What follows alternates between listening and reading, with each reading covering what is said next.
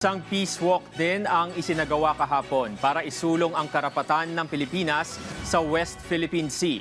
Giit ni Defense Secretary Gilberto Teodoro Jr., mahalaga na magkaisa ang mga Pilipino sa pagprotekta sa ating karapatan sa West Philippine Sea para na rin sa susunod na henerasyon. Si Gab Villegas sa sentro ng balita.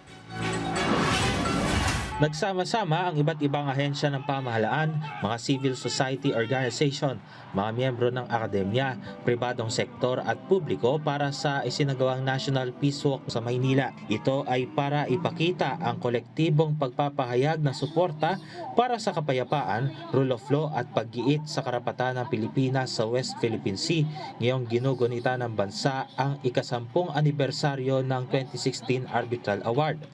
Nagpasalamat si Defense Secretary Gilberto Teodoro Jr. sa mga lokal na pamahalaan at mga law enforcement agencies sa kanilang suporta na protektahan ang ating teritoryo. Iginiit rin ni Teodoro ang pangangailangan na magkaisa ang mga Pilipino na protektahan ang West Philippine Sea para sa mga susunod na henerasyon. Kung tayo ay hindi masigasig sa pagtutulak para sa ating karapatan sa West Philippine Sea, ano pa kaya bukas kung ipagpaliban natin ito bukas? Ipagpaliban natin ito ng ilang taon. Hayaan na natin muna lumalakas ang ating mga katunggali sa West Philippine Sea. Araw-araw na pabayaan natin yan.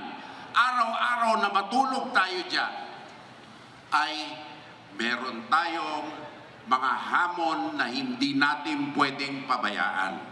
Nanawagan rin siya sa lahat na magkaroon ng kamalayan sa kahalagahan ng ating mga karagatan, lalo na pagdating sa ekonomiya at kapayapaan. Binigyan din naman ni AFP Chief of Staff General Romeo Browner Jr. ang kahalagahan ng pagkakaisa na bantayan ang West Philippine Sea mula sa mga dayuhan. Anya, hindi lamang trabaho na sandatahang lakas na ipagtanggol ang soberanya ng bansa, gayon din ang pagpapatupad ng rule of law. Isinusulong rin ni Browner ang Whole of Nation commitment na protektahan ang soberanya at itaguyod ang katarungan kung saan hinimok nito ang lahat na tumindig at maglingkod para sa bayan. Our effort matters.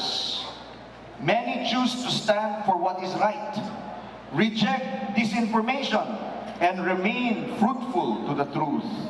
Every contribution matters. Sa inilabas na joint statement ng Pilipinas at 12 pang bansa para sa anibersaryo ng Arbitral Award, muli nilang binigyan diin na pinal at legally binding ang nasabing desisyon ng Arbitral Tribunal. Wala ring batehang legal ang maritime claims ng China, kabilang ang iginigiit na historic rights para sakupin ng halos buong South China Sea.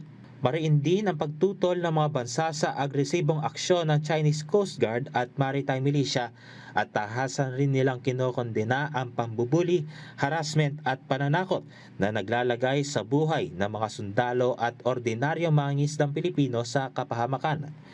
Hinimok nila ang China na sundin ng arbitral ruling at daanin sa mapayapang dialogo at iba pang mekanismo na alinsunod sa international law ang paglutas sa tensyon.